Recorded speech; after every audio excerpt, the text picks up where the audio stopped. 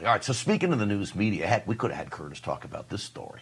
So we've got a situation now where there is a Democrat staffer in D.C. who works for New York Congressman Joe Morelle, no longer works for him, got fired. Why? Because this Democrat staffer happened to have 11 rounds of ammunition and 4 magazines in his bag. No firearm, mind you, but 11 rounds of ammunition. My guess is they were left over from his time at the range, and they went through the X-ray machine at the Capitol. Capitol police went ballistic, arrested him on unlawful possession of ammunition in D.C. and at the Capitol, and possession of a, quote, high-capacity magazine, which I believe there's no such thing. It's just a magazine, okay? So how does the news media cover this? With all the sensationalistic flair you can imagine of how dangerous this man must be with 11 rounds of ammunition and 4 magazines in his bag. Watch.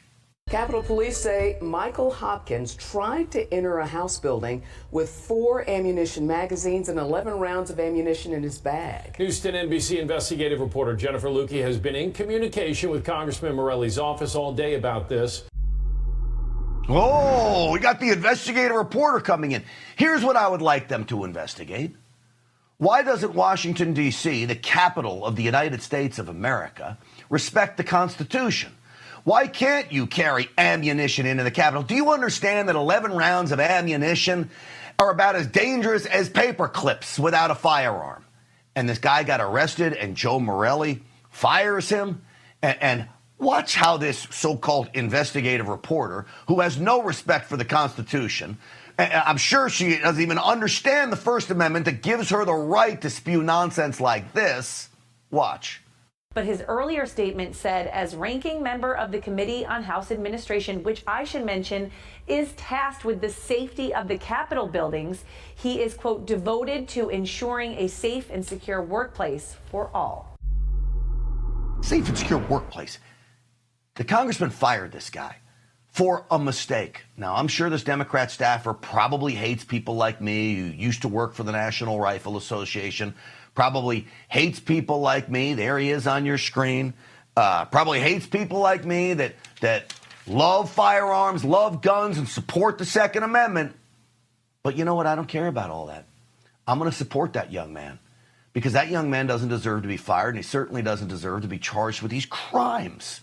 This is ridiculous. And Joe Morelle's out of line. He's a gun hater. We all know that.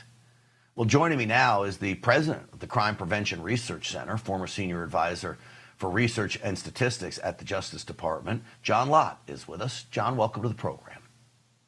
It's great to talk to you again. Thanks for having me on. John, you know, I think this goes beyond just the story of, oh, he forgot his ammunition in his gym bag or whatever it was. But this is about a patchwork of laws around the country that literally you go into D.C. and you have 11 rounds of ammunition, which can't do anything without a firearm. You're going to get arrested for this. This really tells a bigger picture of where we are in America. I mean, the whole thing is just silly. Is he going to throw the bullets at somebody? I mean, I'm not really sure what the point is. Now, obviously, these so-called high-capacity magazines that can hold, 15 rounds, supposedly, are outlawed in D.C., and so that's kind of part of what they're going after him on. But it's people make mistakes on this. It's hard to believe that there was any intent to go and harm anybody that was there, and if it's not really clear, other than just trying to make some type of statement, why they would want to destroy this young man's life. And that's really what they're doing. And this is Democrats who hate guns. I promise you, if this guy was working for a Republican lawmaker, almost any, even the Rhino Republicans, would have probably come to his defense. The magazines had to have been empty, by the way, these so-called high-capacity magazines. If they only found 11 rounds, it doesn't even fill up half of one of those magazines that we show you on the screen there.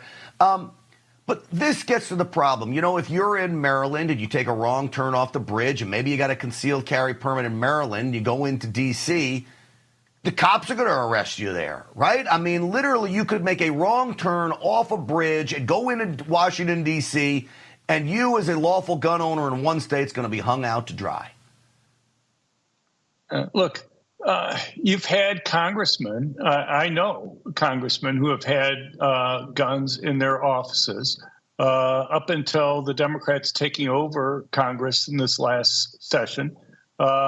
People were able to go and carry, congressmen were able to go and carry guns around the Capitol that was there.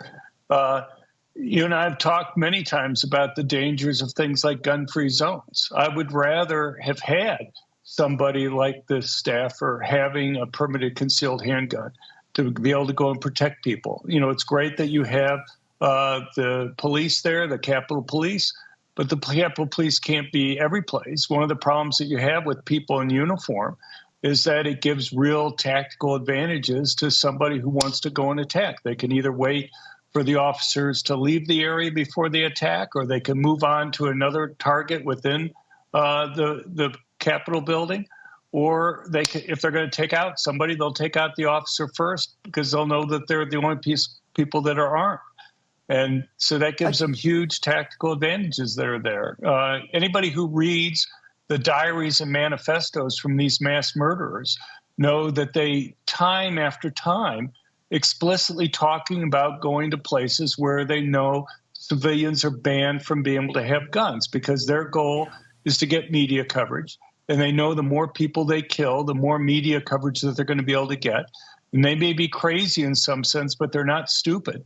They know that if they go to a place where their victims are defenseless, they're going to be able to go and kill more people. And so when you go and have rules that ban law-abiding people from having guns, you basically just create targets for killers to go. I'll give you one quick example. You know, you have the Nashville school shooter. Tennessee, at the time, had a law that had a 6-year criminal penalty for you carrying a gun into a school zone, even if you had a concealed carry permit. For you and I, our lives would be completely altered and horribly destroyed if we were convicted and sent to jail for 6 years. But let's say you're the murderer there who had killed 6 people and was facing 6 life sentences or 6 death penalties. The notion of you know, an additional 6 years from their 7th life as mattering there is just something that's not serious. It's a very good point. Sadly, we got some real problems when it comes to gun laws in this country. I would like to see President Trump, the Republicans in charge of Congress, get national reciprocity pushed through. This would mean your concealed carry license in any state would be good in any other state like a driver's license. And let me remind everybody, a driver's license isn't a constitutional privilege. Carrying a firearm is. John Lott, it's always great to see you, my friend. Thank you for coming on tonight. Thank you very much, Grant. Absolutely. You know, a few years back when President Trump first got in, there were Republican lawmakers that wanted to pass a law that said all members of Congress could carry firearms into the Capitol. And I went ballistic on that because just because you're a member of Congress doesn't make you some kind of special class of people. If you're going to allow everyday folks to carry firearms into the Capitol, and congressmen and women are everyday folks, you got to allow everyone to be able to do it, providing you're a law-abiding citizen. And I really believe that.